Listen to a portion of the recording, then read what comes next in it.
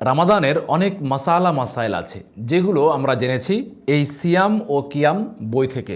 টুকটাক অনেক জিনিস থাকে যেগুলো একজন মুসলিম ব্যক্তি হিসেবে আমাদের জন্য জানাটা অপরিহার্য।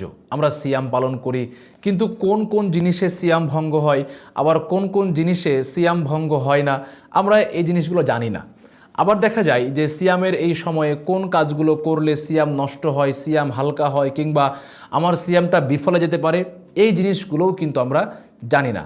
খুব সহজ কথা হচ্ছে, এই জিনিসগুলো জানার জন্য আমাকে বড় বড় কোনো কিতাব অথবা একদম পরিপূর্ণরূপে আরবি জানতে হবে, ব্যাপারটা কিন্তু এরকম নয়।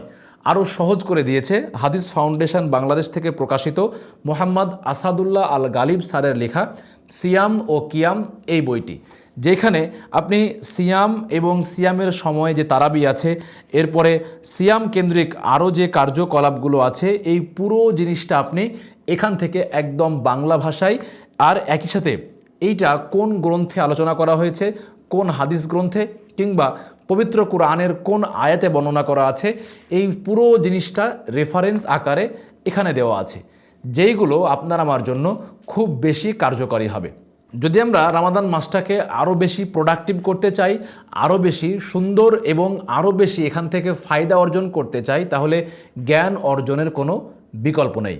আমি মনে করি আমাদের সবার এই একটি বই পড়া উচিত, যেইটা আমাদের সিয়ামকে, আমাদের রাত্রির সলাতকে, আমাদের সাদাকাতুল ফিতরকে এবং রামাদান মাসের আরও যে সমস্ত মাসালাগুলো আছে, এই জিনিসগুলোর আমাদের যে জ্ঞানের দীনতা আছে সেটাকে ঘুচিয়ে দেবে ইনশাআল্লাহ।